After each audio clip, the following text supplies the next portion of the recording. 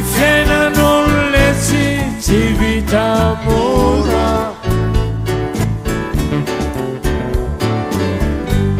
raha vao solafakeo e labeny mpanakora.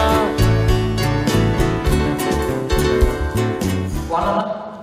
ary dia foana ireo fepetra entiny mpanjakana na arana fahenina ambin'ny folo sy roa arivo tsipika 5,4 tamin'ny 5,4 aprily 2012 amin'ireo izay mahakasika manokana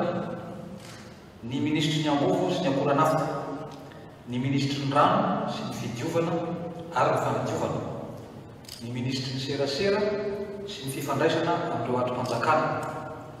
ny ministra lefotra eo anivon'ny ministeran'ny raharaham-bahiny, ny adidy ny fiaraha-miasa sy ny fampandrosoana, ary ny sekretera-panjakana eo anivon'ny ministera fiarovam-pirenena, ny adidy ny gendarmerie-pirenena. Andiny faharoa, tendrena-mpikambana ao amin'ny gouvernemanta ho ministry ny rano sy ny angovo ary ny akoranafta Andriamatora Joelson Landoniaina, ho ministry ny serasera sy ny fifandraisana amin'ireo atrim-panjakana Andriamatora Rahatsason ary Laurent,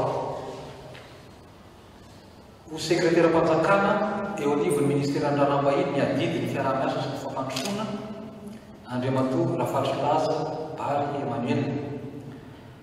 ho sekretera-panjakana eo anivon'ny ministera fiarovam-pirenena ny adidy ny gendarmerie-pirenena Andriamatora Andriamavalisoa Razafindamaitso Girard. Ny fiainan'olo le tsy vita mora, raha vao solafakeo